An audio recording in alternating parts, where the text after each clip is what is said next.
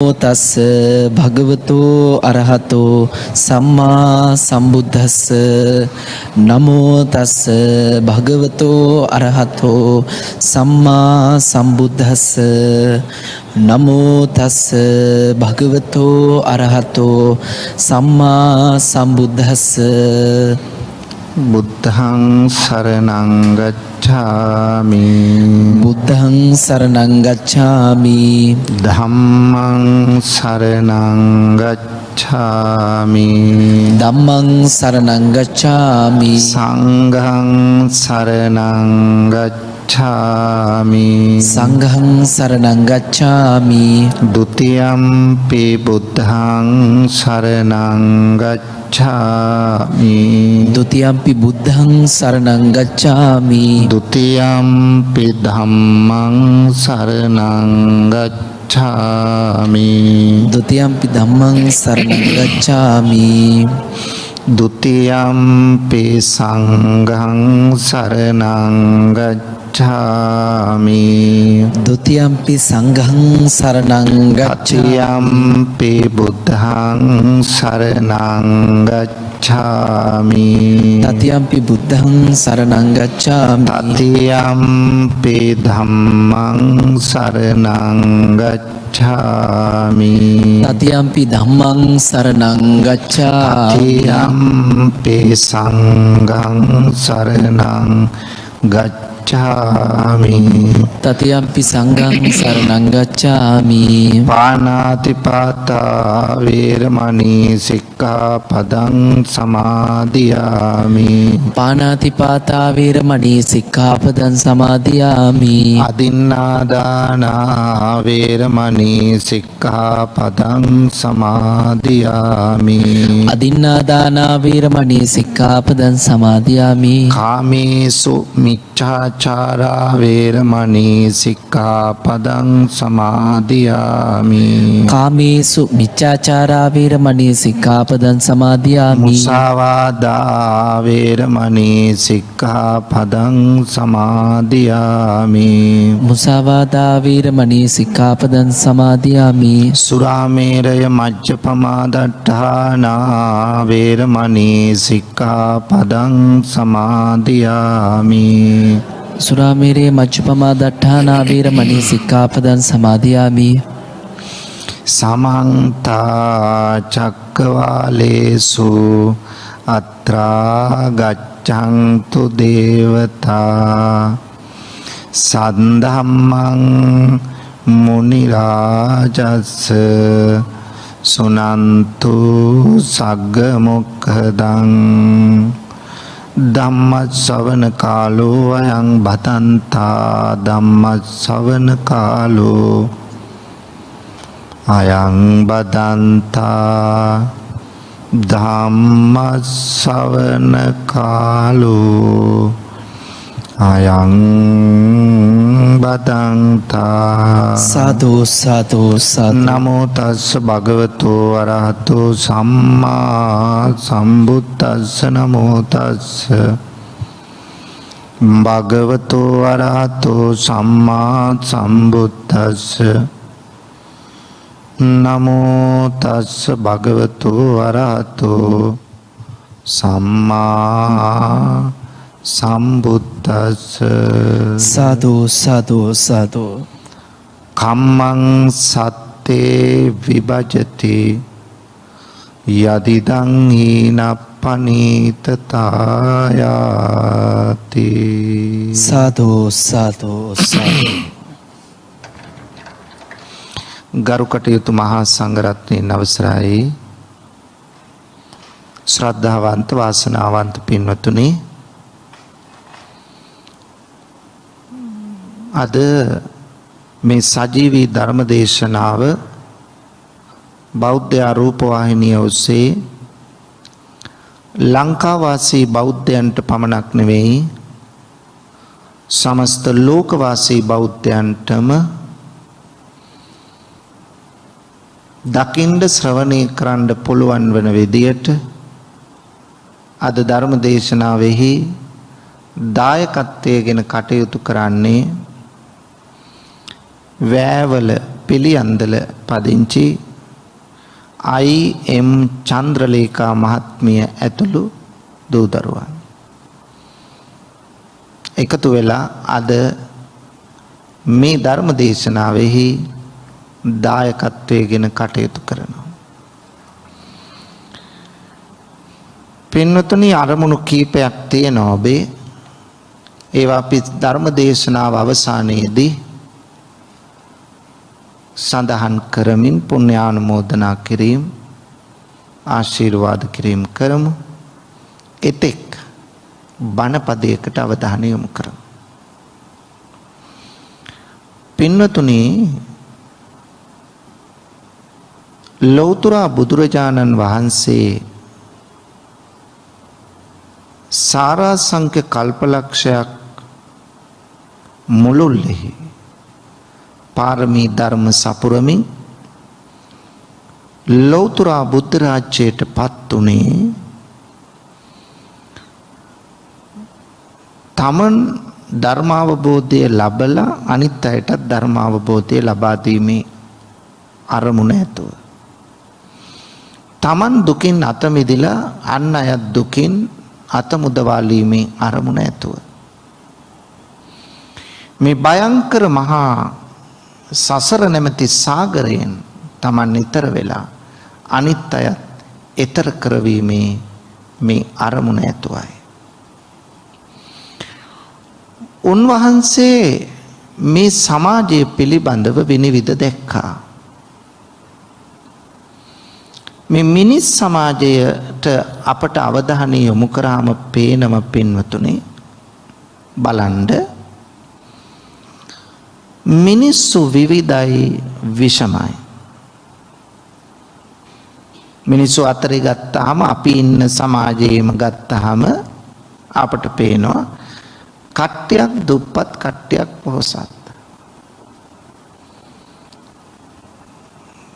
තවත් කට්ටියක් දැනුගත්කම් තියෙන තවත් කට්ටියකට එහෙම දැනුගත්කමක් නැහැ.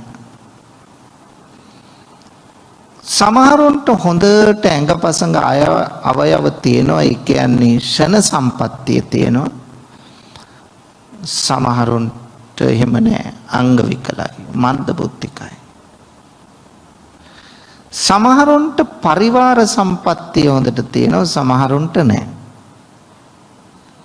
සමහරු කාගේත් ප්‍රසාදයටපත් වෙනවා සමහරු කොච්චර උත්සාහ කරත් එහෙම ප්‍රසාදයටපත් වෙන්න බෑ. මේක තමයි ස්වභාවය පින්නතුනේ. ඒ නිසා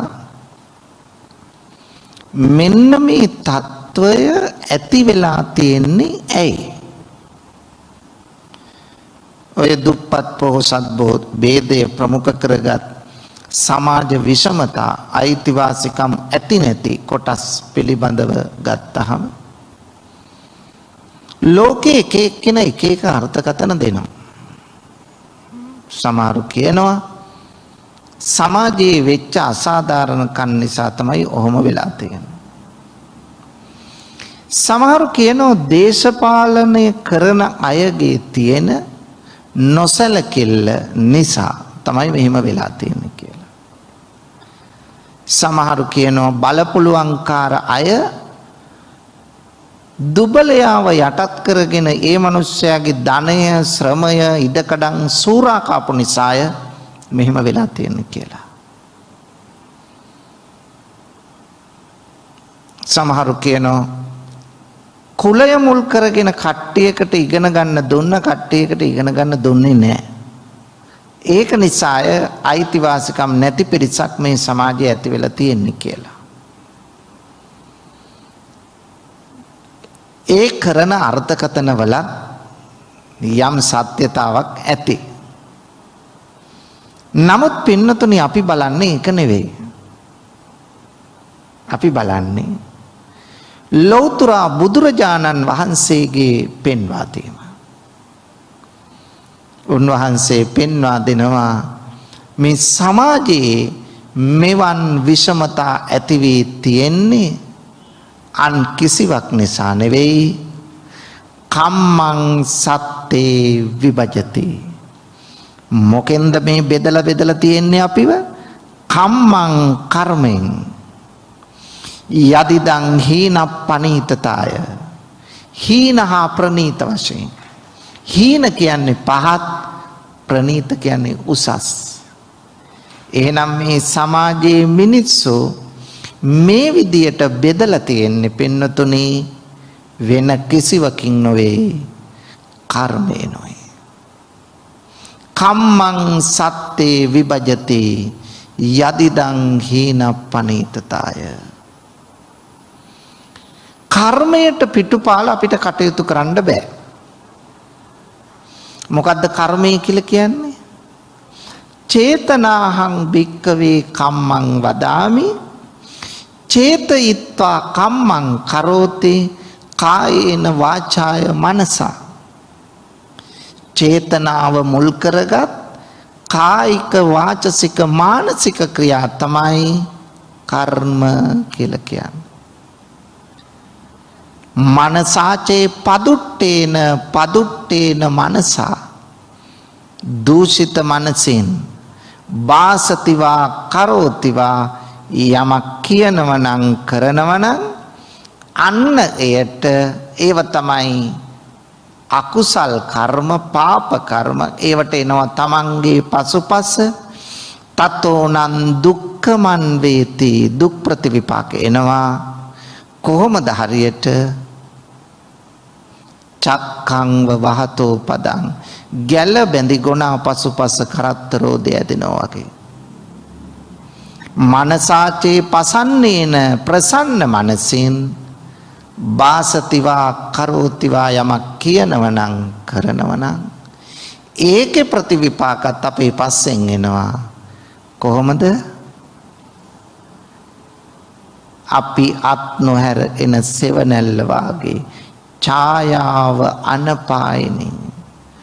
ඒ නිසා පින්වතුනි අපි කරන කුසල අකුසල කර්මවලට ප්‍රතිවිපාක අප පසුපස ගමන් කරනවා. ඒකෙන් වැළකින්න බෑ.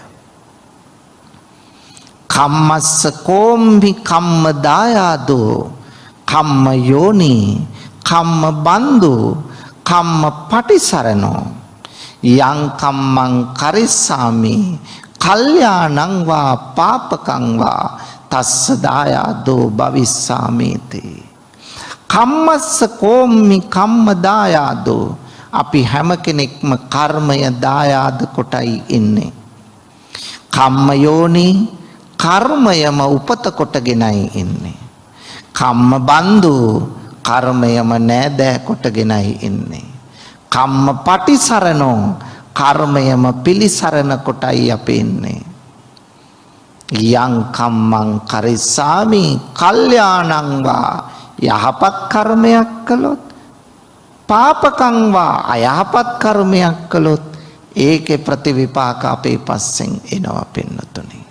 වළක්වන්න බෑ. පින්නතුනි බලන්න සමාජයට අවධානය යොමු කරලා එක ගෙදරක ඒ ගෙදර හිටි දුව විවාහ වුණා. මේ දුව ඒ ගෙදර යම් වත් පොහොසත්කමක් තියෙන ගෙදරක්. ඒ ගෙදර ඒ දුව බොහොම උත්සවශ්‍රීයෙන් විවාහ කළ දුන්නා තරුණයෙකුට. එයත් දැන උගත් වත් පොහොසත්කම් තියෙන කෙනෙක්. මේ දෙදෙනා මේ විවාහ උත්සවයේ ජයට ගත්තා. පස්සේ පින්නතුනි මේ දෙදෙනාට අර දුවට දරුවෙක් පිළිසිඳ ගත්තා අර තරුණයට දාව. කුළුඳුල් දරුවා බොහෝම ආරක්ෂාකාරීව පිළිසිඳ ගත්තට පස්සේ කිව්වා ගෙදරින් ඔයා ගෙදර ඇවිල්ලා නවතින්න. අපට එතකොට සලකන්න පුළුවන් කියලා අම්මයි තාත්තයි දුවට කිව්වා. දුව ආවා ඒ තරුණයත් ආවා. ඒගොල්ලෝ දැන් මේ ගෙදර තමන්ගේ ගේ ගෙදර තමයි දැන් මේ ඉන්නේ.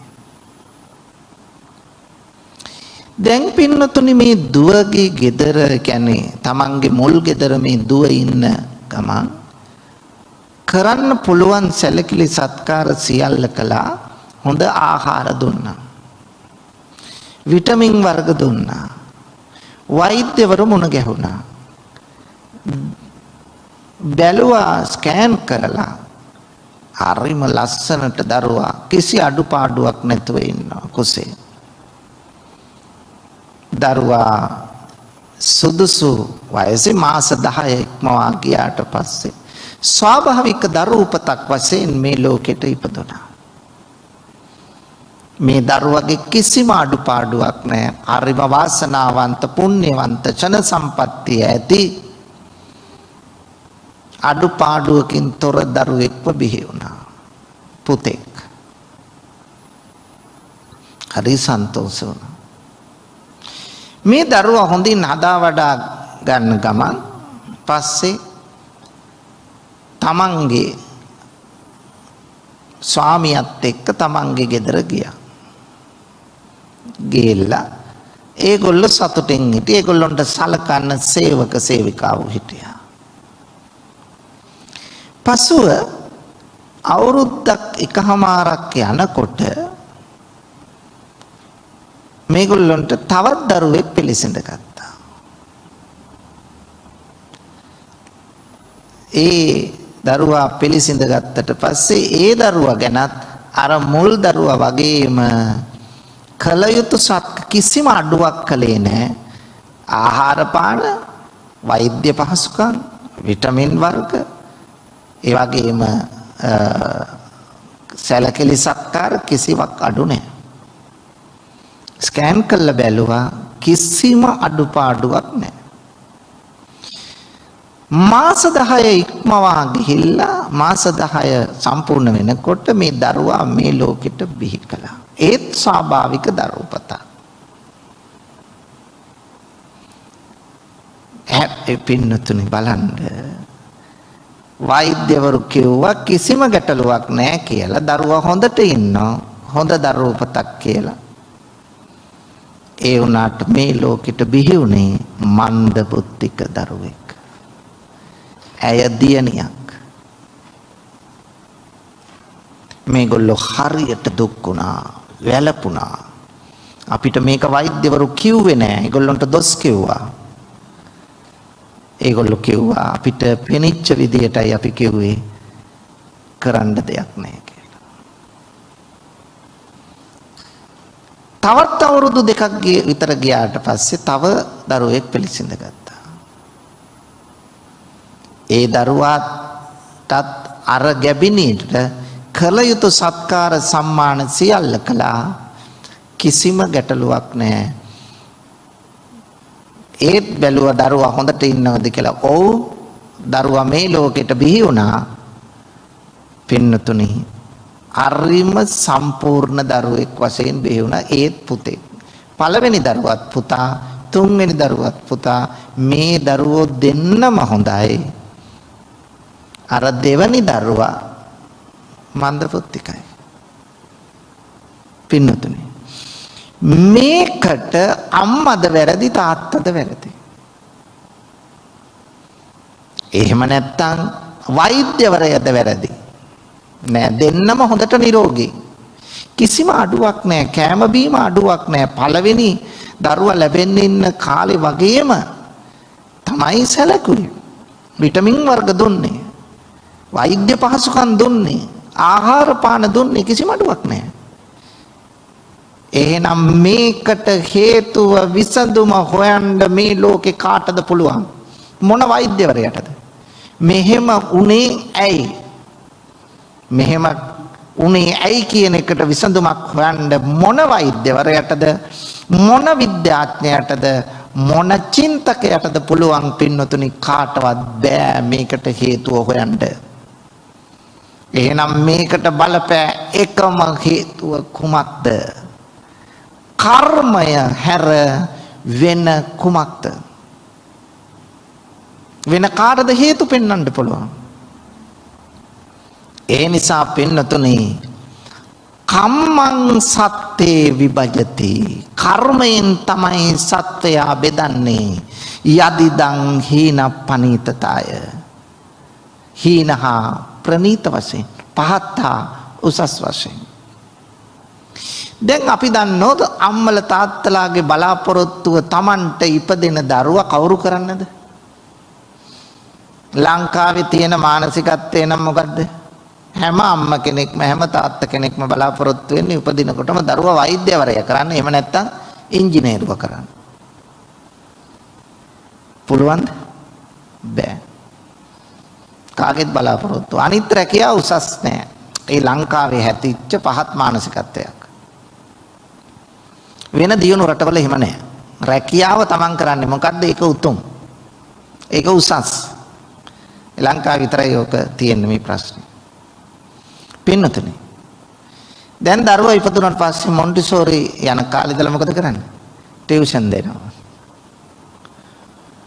ඉල්ල දරුවා ඔන්න ටිකෙන් ටික වර්ධනය වෙනවා. 3 පන්ති ඉඳලා වැඩේ දරුණුයි.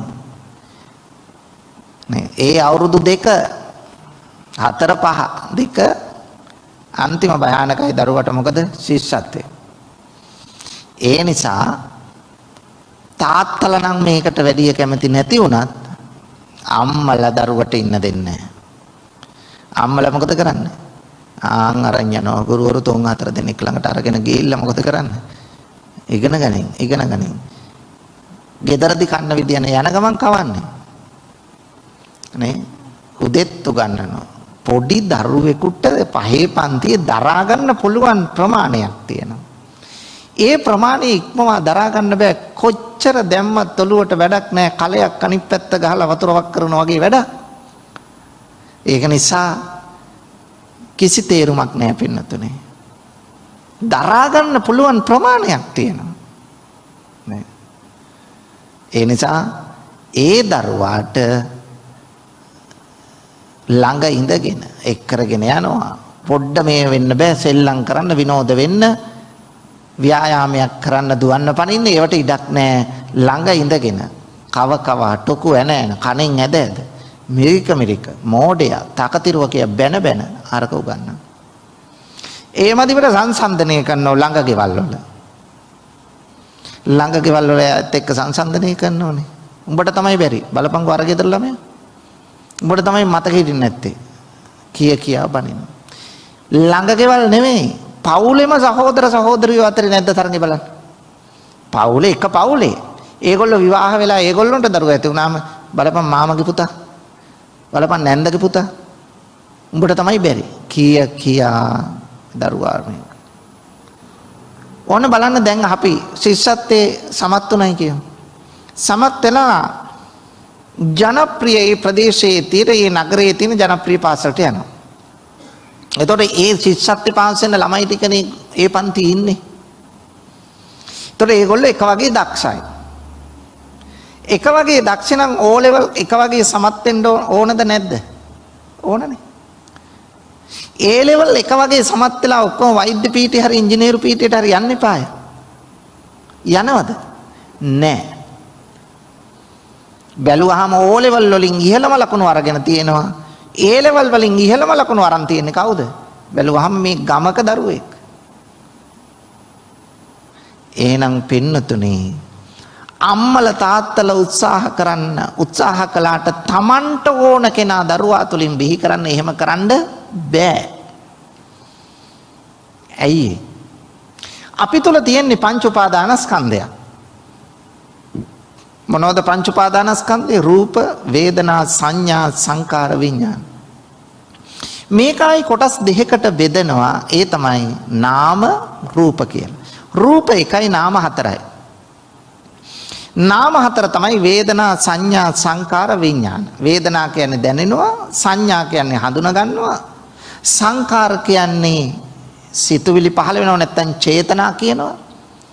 විඥානය කියන්නේ මානසිකාරය කියනවා. ඔය හතරම නාම. දකින්න බෑ, අල්ලන්න බෑ, ස්පර්ශ කරන්න බෑ. මේවා නැමෙන සුළු දේවල් නාම. එතකොට නාම රූප. එතකොට දරුවගේ අයිති අම්මට තාත්තට මොන කොටසද? දරුවගේ අයිති අම්මට තාත්තට රූප කොටස විතරයි. ඇයි? මවගේ සහ පියාගේ ඩිම්බ හා ශුක්‍රාණු එකතුවෙන් කලලයක් හටගන්නවා. මේ කලලයට තියෙන රූපයක්. මේ කලලයට විඥාණය එනකන් සත්වයක් නෙවෙයි. විඥාණය එන්න කලින් හැබැයි ජීවයක් තියෙනවා, සත්වයක් නෙවෙයි. විඥාණය ආවට පස්සේ අපි කියනවා අන්න සත්වයා දරුවා පිළිසිඳ ගත්තා කියලා. හැබැයි අම්මට තාත්තට තියෙන්නේ මේ රූපයේ අයිතිය පමණයි. ඒ කියන්නේ මේ පංච උපාදානස්කන්ධේ පහෙන් එකක අයිතිය පමණයි. අම්මා තාත්තද විඥාණය ගර්භාෂයට ඇතුල් කරන්නේ නැහැ. එහෙනම් අම්මා තාත්තට විඥාණයේ අයිතිය නැහැ. එහෙනම් විඥානයේ හිමිකරුවා කවුද? දරුවා. විඥානයේ හිමිකරුවා විතරක් නෙමෙයි, විඥානය ආවහම තමයි වේදනා සංඥා චේතනා ඇතිවන්නේ. එහෙනම් පහෙන් හතරක අයිතිය තියෙන කාටද? දරුවටයි. පහෙන් හතරක අයිතිය තියෙන දරුවට. එතකොට අම්මට තාත්තට ඕන කෙනා දරුවා තුලින් බිහි කරන්න පුළුවන්ද? බෑ පින්නතුනි. එහෙනම් දරුවාගේ දක්ෂතාවය දකිනකොට ඒවට අවශ්‍ය පහසුකම් සලසන එක තමයි අම්මා තාත්තා කරන්න ඕන. දරුවගේ දක්ෂතාව හඳුනගෙන ඒ පැත්තෙන් පිටක් කරන්න ඕන. මරමරා ගහ උඹ මේකමයි රූලෙමයි යන්න ඕන කියලා කීමෙන් කිසිදු ප්‍රයෝජනයක් නැහැ පින්නතුනි. ඒකයි. හේතුව කුමක්ද? හේතුව අර දරුවා සංසාරේ ගෙන එන කර්ම ශක්තියයි. ඔහු භවය තුල කුසලතා වර්ධනය කළා තියෙනවා නම් ඒ කුසලතා තුලින් තමයි මේ භවයේ දක්ෂතා පෙන්වන්නේ. ඒ නිසා පින්නතුනි අන්න ඒ දක්ෂතා හෙලිපෙහෙලි කරගන්න අම්මා තාත්තා උදව් කරන්න ඕන. නෑදෑයෝ සහෝදරයෝ උදව් කරන්න ඕන. ඒකයි වෙන්න ඕන දේ. මොකද්ද හේතුව? කම්මං සත්‍යේ විභජති. කර්මයෙන් සත්‍යය බෙදනවා. හීන පනීත වශයෙන්. පින්නතුනි එක ගෙදරක හිටියා බලන්න දරුවෝ 3 දෙනෙක්. මේ අම්මා තාත්තා දෙන්නම ව්‍යාපාරිකයෝ. ඒ නිසා ව්‍යාපාරික ඥානය මේ දරුවෝ 3 දෙනාටත් ලැබුණා. මේ ලොකු පුතා හොඳට ඉගෙනුවා, විශ්වවිද්‍යාලෙ ගියා. අනිත් දෙන්නට යන්න බැරි වුණා. එයා ඉගෙන ගත්තේ වාණිජාංශේ. ඒ නිසා ව්‍යාපාර පැත්තම තමයි ඉගෙන ගත්තේ. ඒ නිසා මෙයා වාණිජ පැත්තෙන් ඉගෙනගෙන ඉස්සරහට ගියා. තාත්තගෙන් අම්මගෙන් ලැබිච්ච ව්‍යාපාරික ඥානයක් තියෙනවා, විශේෂයෙන් තාත්තගෙන් ලැබිච්ච. ඒ බිස්නස් වලට මේගොල්ලෝ හරියට උදව් වුණා. අවසානයේ මේ පුතාට තාත්තා කිව්වා ඔයා මෙතනම ඉඳලා හරියන්නේ නැහැ, ඔයත් ව්‍යාපාරය පටන් ගන්න ඕනේ. අවශ්‍ය කරන සියලු මුදල් දුන්නා. මොන පැත්තද හොඳ? තාත්තත් උපදෙස් දුන්නා. මෙයත් මේක හොඳට අධ්‍යයනය කරලා උපදේශක මණ්ඩලයේ පුද්ගලික හා රාජ්‍යංශයෙන් උපදෙස් ලබාගෙන මෙයා ඒකට අවශ්‍ය කරන ගොඩනැගිලි ඔක්කොම තාත්තා හදලා දුන්නා.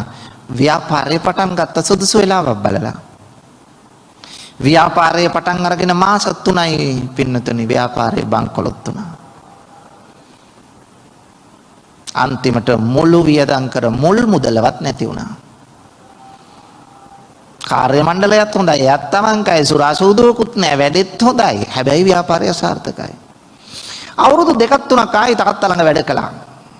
මොකද්ද පුතේ මේකට බලපෑපු හේතුව? අඩුපාඩු හෙව්ව අඩුපාඩුවක් නැහැ. ආයිත් අවුරුදු 3කට විතර පස්සේ නැවතත් ව්‍යාපාරයක් ආරම්භ කළා.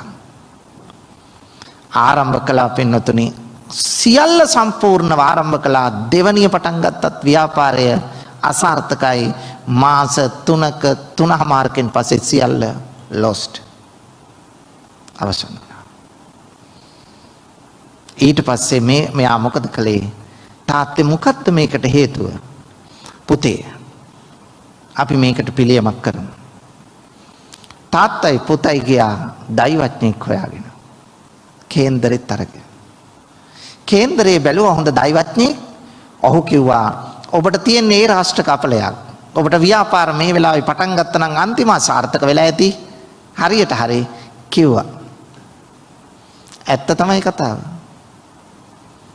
ඒ නිසා තවත් අවුරුදු ගණනක් ඔබට තියෙනවා මේ කාලය. ඒ නිසා මේ ව්‍යාපාර පටන් ගන්න එපා කියලා අවවාද කළා. ඒ කියන්නේ ඔහුට අපලයි.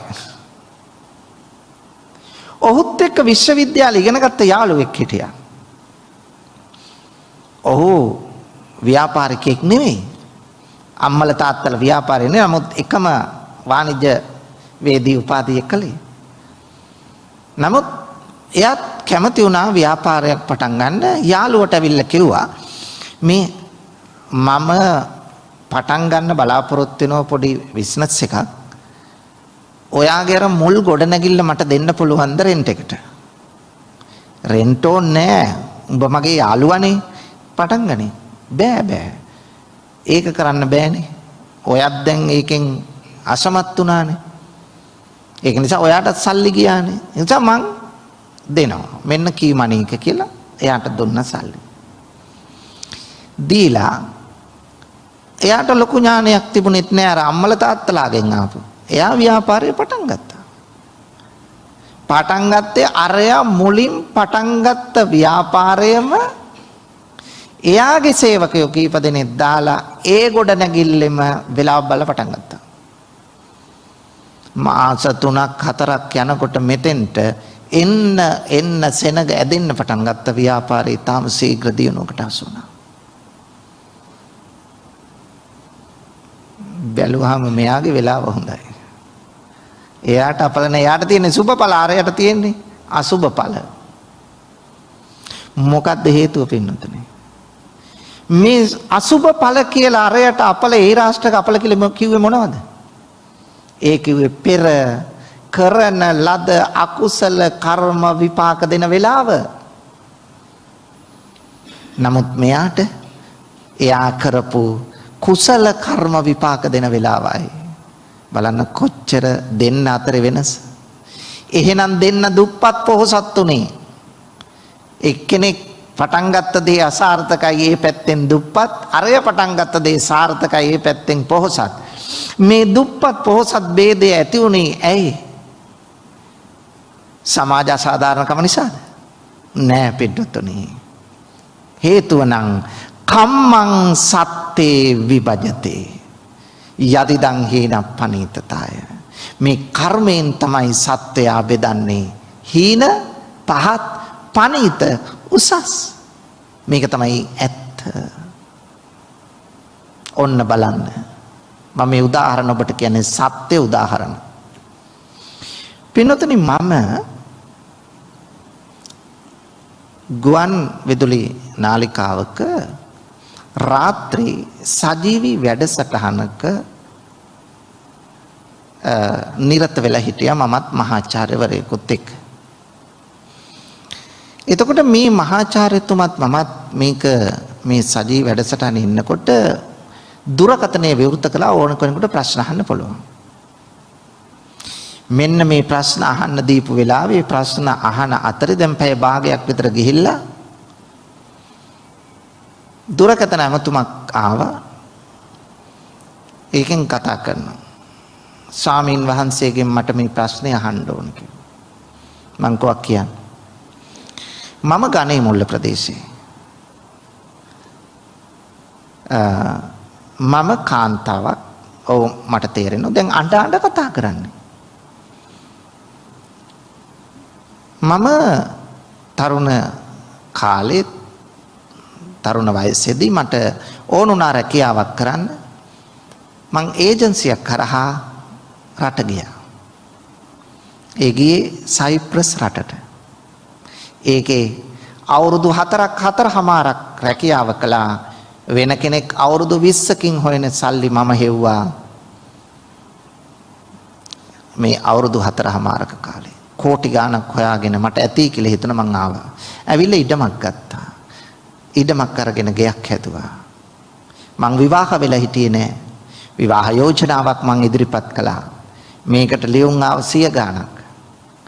අවසානයේ මම එයින් එකක් තෝරගත්තා. තෝරගෙන විවාහ වුණා. විවාහ උත්සවේ විශාල විදියට ගත්තා. වාහනයක් ගත්තා. අපිට යන්න පුළුවන්. බොහොම සතුටින් අපි ඉන්නේ.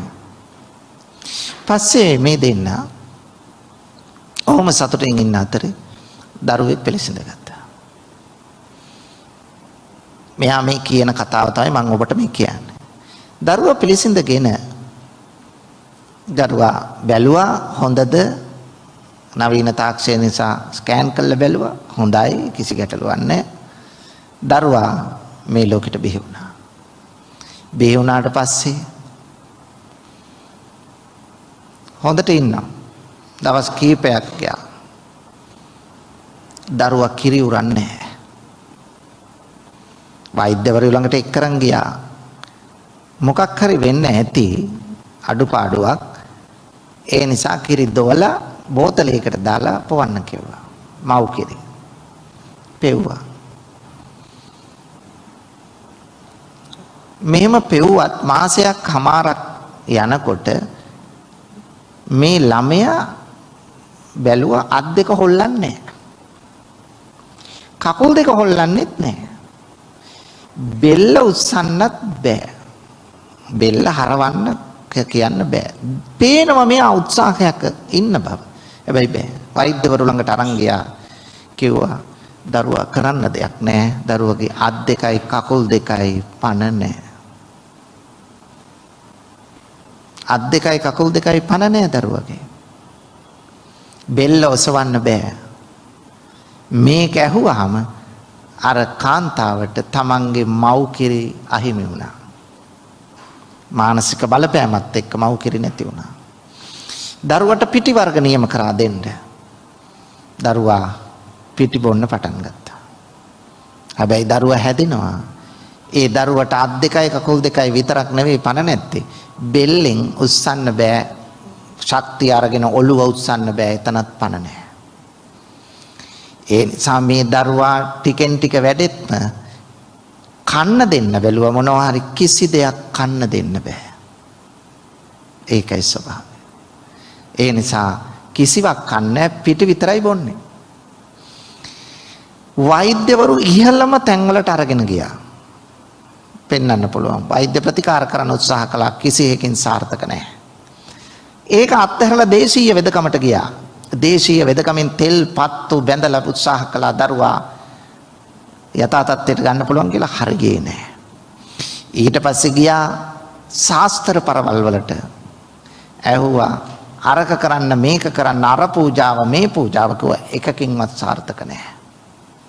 ඊට පස්සේ යంత్ర මන්ත්‍ර ගුරුකම් වලට ගියා කළා එකකින්වත් ඵලදායීත්වයක් නැහැ.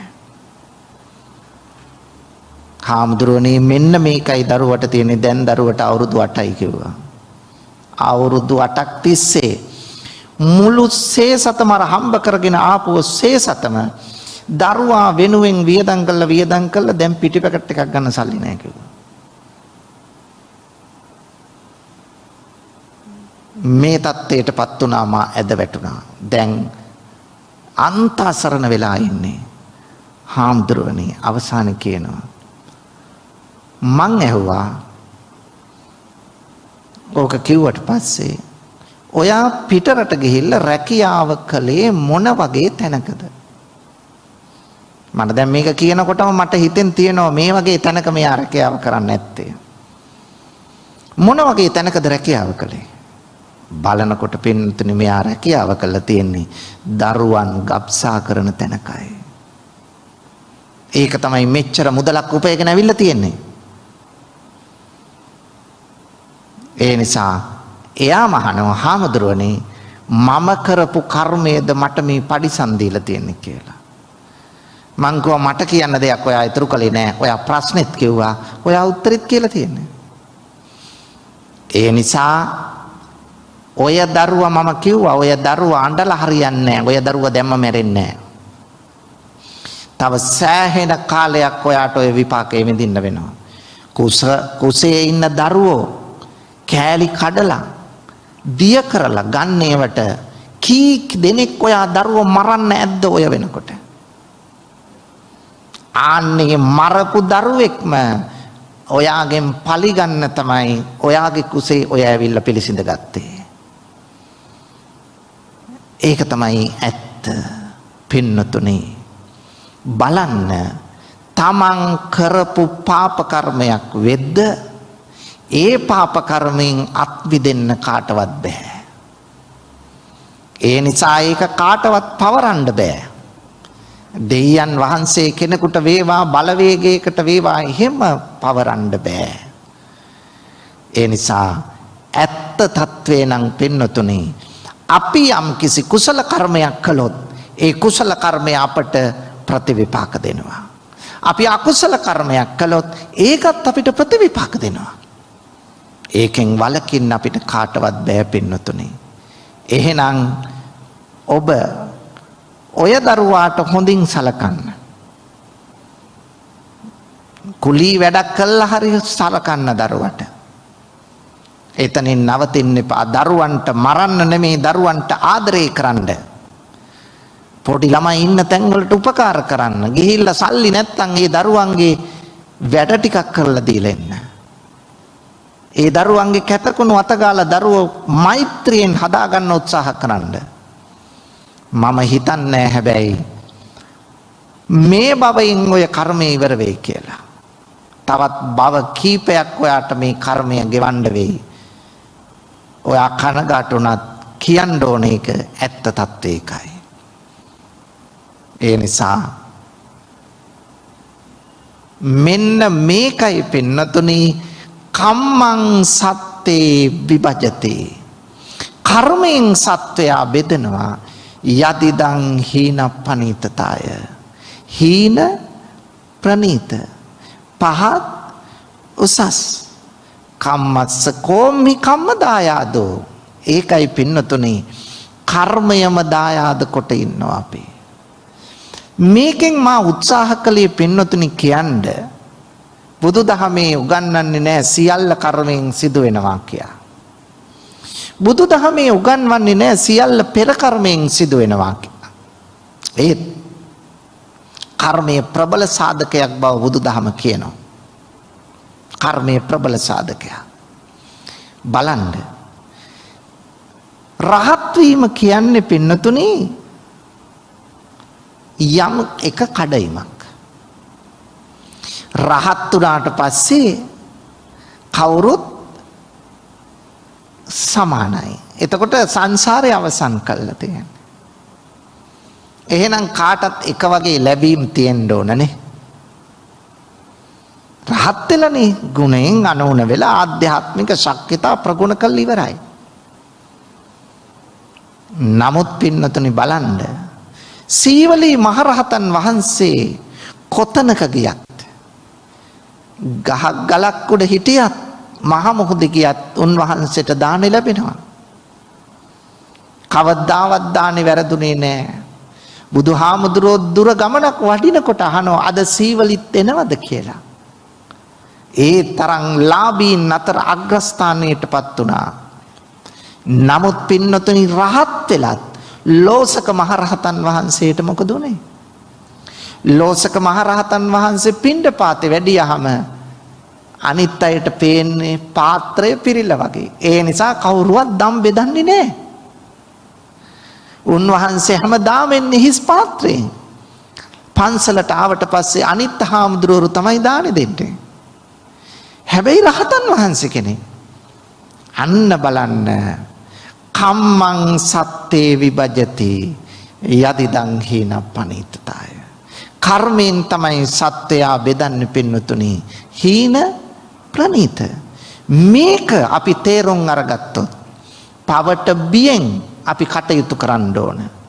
පිනට ආසාවෙන් අපි කටයුතු කරන්න ඕන. ඒක නිසා ලැජ්ජා බය දෙක ඇති කරගන්න ඕන. පව් කරන්න. මේ දෙකෙන් අපිව පාලනය කරගත්තොත් අපිට හොඳ ජීවිතයක් ගත කරන්න පුළුවන්. මෙලොවත් සාර්ථක වෙයි, පරලොවත් සාර්ථක වෙයි. අවසන අපේ කුසල ශක්තිය වර්ධනය කරගෙන පින්නතුනි අපට පුළුවන් වේවි අමා මහ නිවනින් සැනසෙන්න. ඒක තමයි අපි ඇති කරගන්න ඕන. පින්නතුනි අද මේ පින්කමෙහි මේ ධර්ම දේශනාවෙහි දායකත්වයෙන් කටයුතු කරනවා වැවල පිළියන්දල පදිංචි I.M. චන්ද්‍රලේඛා මහත්මිය ඇතුළු දරුවන් විසින්. ඇගේ බලාපොරොත්තුව තමයි ස්වාමියා වන DKD සරත් ආනන්ද මහතාට පුණ්‍යානුමෝදනා කරන්න බලාපොරොත්තු වෙනවා. එතුමා මිය ගිහිල්ලා තෙමසක් පිරීම නිමිත්තෙන් එතුමාට පින් දෙන්න බලාපොරොත්තු වෙනවා. ඒ වගේම දරණාගම කුසල ධම්ම නායක ස්වාමීන්ද්‍රයන් වහන්සේට අපවත් වී වදාළ සියලුම මහා සංඝයාට පුණ්‍යානුමෝදනා කරන්න බලාපොරොත්තු වෙනවා. ඒ නිසා ප්‍රාර්ථනා කරන්න සරත් ආනන්ද මහතා ප්‍රමුඛ මියගිය ඥාතීන්ට අතිගෞරවනීය දරණාගම කුසල ධම්ම නායක ස්වාමීන්ද්‍රයන් වහන්සේ ප්‍රමුඛ මහා සංඝයාට මේ පින් අත්පත් වේවා. ඒ අය සුඛිත මුදිත වේවා. අවසන අමා මහ නිවනින් සැනසේවා කියන ප්‍රාර්ථනාවෙන් සාදුකාරයක් දීලා පින් දෙන්න. ඒ වගේම මේ පින්කමෙන් ප්‍රාර්ථනා කරනවා සෙත් ප්‍රාර්ථනා කරන්න බලාපොරොත්තු වෙනවා. පූජ්‍යපාද බොරලන්දේ වජිරඥාන ස්වාමීන් වහන්සේ ඇතුළු බෞද්ධ මාධ්‍ය ජාලයේ කාර්ය මණ්ඩලයට ධර්ම දේශනාව ලබා ගැනීම සඳහා මූලිකව කටයුතු කළ ධනුෂ්ක රිද්මාල් රුද්‍රිගෝ මහතා ඇතුළු පවුලේ සියලු දෙනාටත් ආශිර්වාද කරනවා. ඒ නිසා මේ පින්කමට සම්බන්ධ වෙච්ච I.M. චන්ද්‍රලේඛා මහත්මිය ප්‍රමුඛ කරගත් සෑම සියලු දෙනාටමත් ලංකාවාසී ලෝකවාසී සියලු දෙනාටමත් යහපත ශාන්තිය වේවා, මෙලොව සැප ලැබේවා, පරලොව සුගතිය වේවා, අවසන අමා මහ නිවනම සාක්ෂාත් වේවායි සාදු කියන්නේ. දෙවියන්ට පින් දෙමු. ආකාසට්ඨා ච බුම්මට්ඨා දේවා නාග මහිත්‍තිකා පුඤ්ඤන්තං අනුමෝදිත්වා චිරං රක්ඛන්තු ශාසනං. ආකාසට්ඨා ච බුම්මට්ඨා දේවා නාග මහිත්‍තිකා පුඤ්ඤන්තං අනුමෝදිත්වා චිරං රක්ඛන්තු දේශනං. ආකාසට්ඨා ච බුම්මට්ඨා දේවා නාග මහිත්‍තිකා පුඤ්ඤන්තං අනුමෝදිත්වා චිරං රක්ඛන්තු මං පරන්ති. සාදු.